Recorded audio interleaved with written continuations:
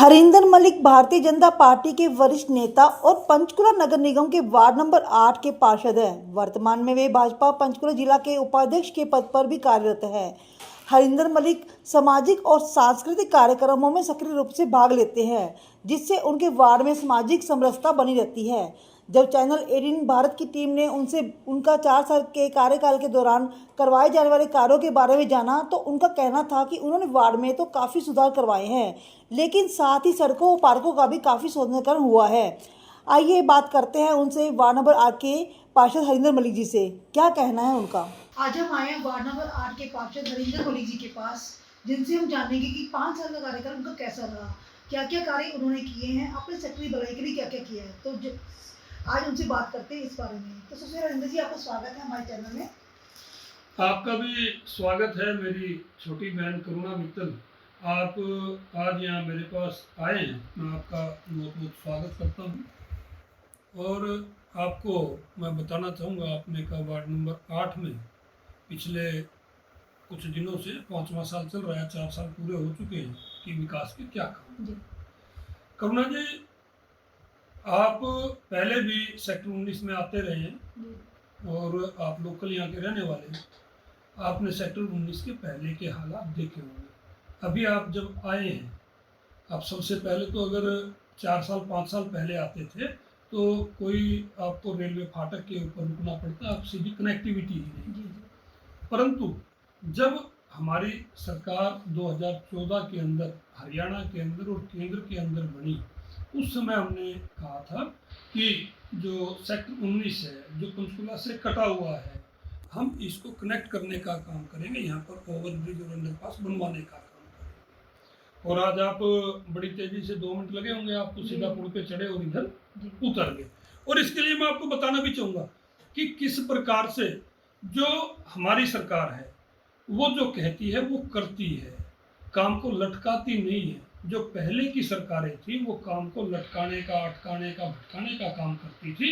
इसका जीता जागता उदाहरण ये ओवरब्रिज है, जिसके ऊपर से आप होकर के आए। यहाँ से कांग्रेस के विधायक हुआ करते थे डी के बंसल।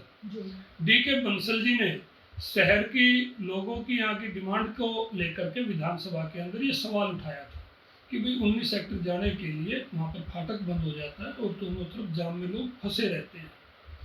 परंतु दुर्भाग्य है, उस समय के जो हमारे पीडब्ल्यूडी मिनिस्टर थे श्रीमान रणदीप सुरजेवाला जी, उन्होंने इस उनकी जो मांग थी उसको यह करके कह के खारिज कर दिया कि वहाँ पर पुल बन ही नहीं सकता, फिजिबिलिटी नहीं है। ये फर्क है भारतीय जनता पार्टी की सरकार में और पहले की कांग्रेस की सरकार। हरिंदर जी, मैं ये जानना चाहूँगी, जैसे आपने कहा कि जो कनेक्टिविटी है वो करवाई गई है बीजेपी सरकार के लिए।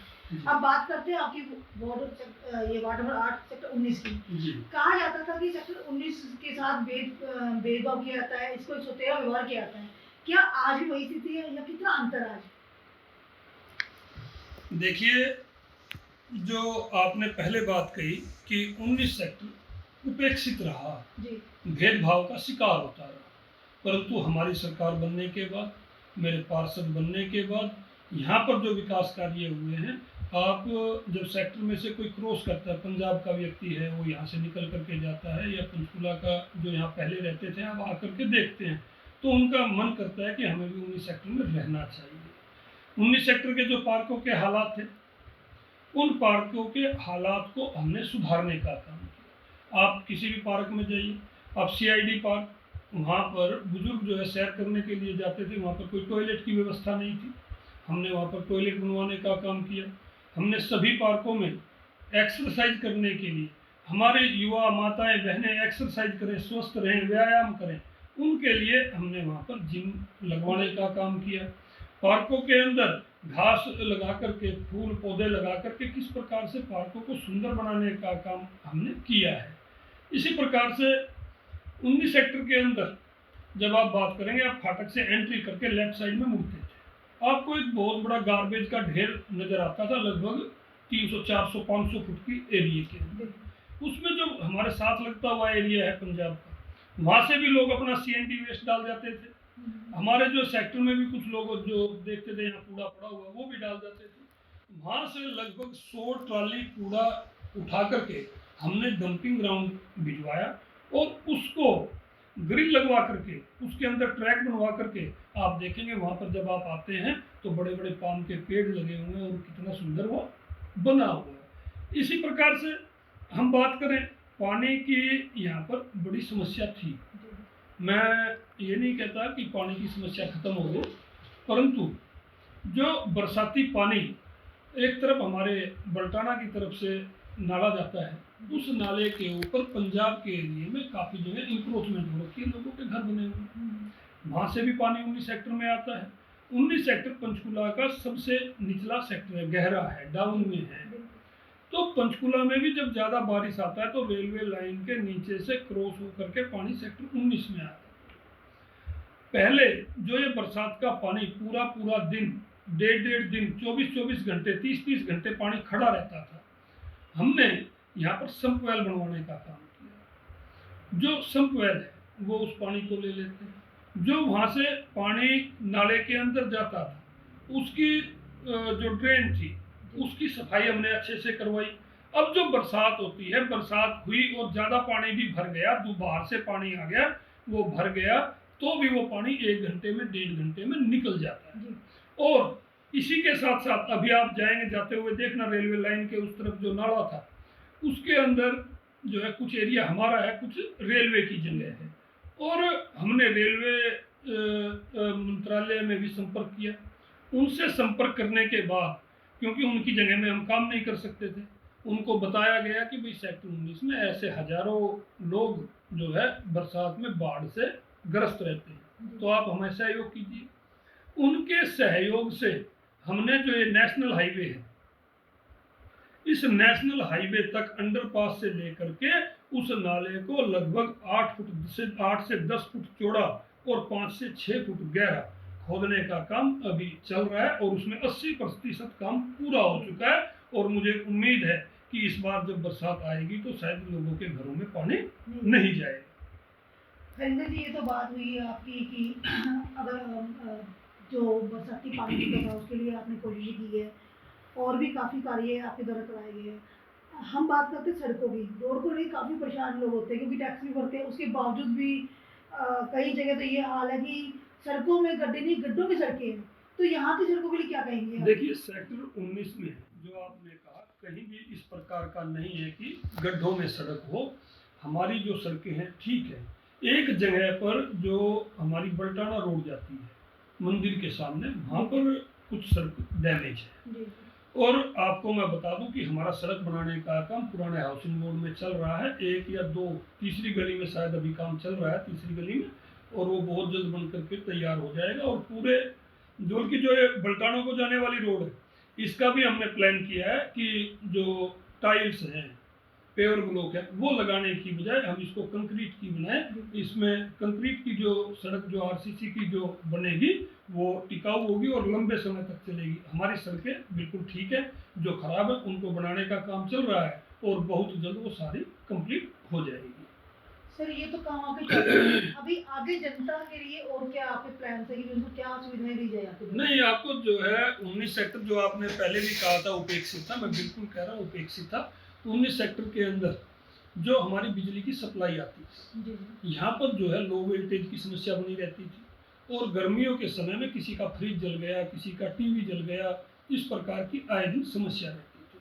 परंतु जब हमारी सरकार आई, जब मैं यहाँ से पार्षद बना, हमारी सरकार थी, मैंने जो है उस समय के जो बिजली मंत्री थे और हमारे जो यहाँ से विधायक थे, जो हरियाणा के विधानसभा के अध्यक्ष भी थे ज्ञानचंद गुप्ता जी, उनके सहयोग से हमने यहाँ पर बिजली की जो लाइन थी, जो इंडस्ट्रियल एरिया की और 19 सेक्टर की एक थी, उसको अलग करने का काम किया और यहाँ पर जो है 6 नए ट्रांसफार्मर लगाने का काम किया और जो पुराने ट्रांसफार्मर थे जिनका 100 किलोवाट का लोड था, उनको भी बढ़ाने का यहाँ पर काम किया। आज आप देखेंगे पूरे सेक्टर के अंदर कहीं पर भी जो लाइट है वो फ्लक्चुएट नहीं करती और जो है किसी का कोई सामान खराब नहीं होता।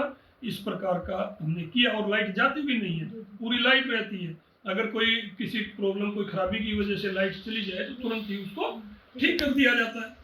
ठीक है। तो ये थे हमारे साथ हरिंदर मलिक जी, पार्षद जो वार्ड नंबर 8 से हैं। और क्या कहते हैं, इन्होंने भी बताया। अब इनसे पूछेंगे कि अब आगे इनके क्या विचार है, कि लोग इनके कौन-कौन सी समस्या लेके आ रहे हैं अभी? देखिए, जो 2-3 काम ऐसे हैं जो मैं चाहता हूँ वो सेक्टर के लिए बड़े ज़रूरी भी हैं और वो होने चाहिए। एक तो जो 19 सेक्टर का कम्युनिटी सेंटर है, जी, जी। वो जो है वहाँ पर इतनी व्यवस्था नहीं है, उसका छोटा-सा हॉल है, उसमें 50-60 लोगों का ही प्रोग्राम हो सकता है और वह जर्जर हालत में बहुत पुराने समय का बना हुआ है। जी, जी। यहाँ पर एक बढ़िया, हुँ। बड़ा कम्युनिटी सेंटर जिसके अंदर बड़ा हॉल हो जी। और जिसके अंदर किसी ने शादी करनी है, उसको कमरे की आवश्यकता है, तो उसमें दूल्हा-दुल्हन के लिए भी कमरे हों, जी। बैडमिंटन का हॉल हो। तो इस प्रकार का एक 3 मंजिला कम्युनिटी सेंटर पार्किंग की सुविधा के साथ सेक्टर 19 में हम बनवाने जा रहे हैं। उसका जो काम है, जो नज़दीक है, इस टाइम वो उसके डीएलबीयूबी में उसकी फाइल गई हुई है। उसका टेंडर जो है जल्दी ही होकर के उसका जल्दी ही काम शुरू हो जाएगा। जी, जी। एक जो और बड़ा काम है जो हम चाहते हैं कि वो जल्दी उसको करवा सकें इस साल, उसको उम्मीद है कि वो इस बार बरसात से पहले ही हम उसको शुरू करवा लें। एक जो 19 सेक्टर के अंदर बरसात का पानी भरता है, उसका समाधान करने का हमने प्रयास किया, ड्रेन की सफाई करवाई, सम्प वेल बनवाए, परंतु वे सफिशिएंट नहीं है। जी, जी।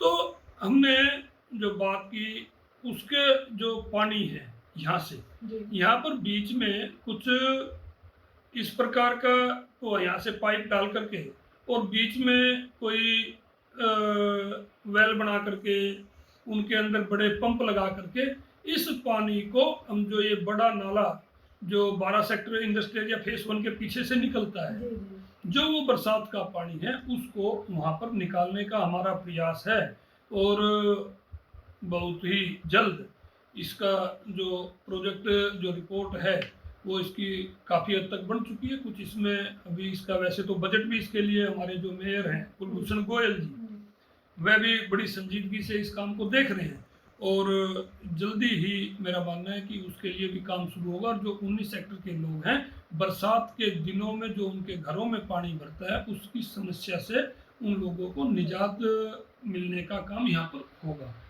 इसी प्रकार से आपने अभी आए तो देखा होगा कि जो ओवरब्रिज से उतरते हैं, जी। तो वहाँ पर काम चल रहा है एक चौक का सौंदर्यीकरण। हाँ जी, जी। वो आपने देखा होगा कितना अच्छा वो बन रहा है, उसमें 5-7 दिन और 10 दिन लगेंगे, उसमें वो पूरा हो जाएगा। अब जब आप आते हैं, पुल से उतरते हैं, तो आपको हरा-भरा पार्क नज़र आता है, आपको सुंदर चौक नज़र आता है, आपको सड़कों पर एलईडी लाइटें जलती हुई नज़र आती है, आपको अच्छी सड़कें नज़र आती हैं।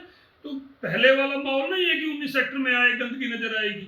आपको ये भी मैं बताना चाहता हूँ, 19 सेक्टर में हमारी जो माताएँ-बहनें हैं, जो हमारे साथी हैं, उन लोगों को लेकर के हमने पिछले साल, उससे पिछले साल भी बरसात के दिनों में हम वृक्षारोपण का भी अभियान चलाते हैं। जी, जी, जी, जी। मैं आपको ध्यान दिला, जो कोविड के अंदर जो थे सेक्टर 19 के भी कई लोगों को जो है देहांत हो गया, उसकी बीमारी की चपेट में आए और वो स्वर्ग सिधार गए।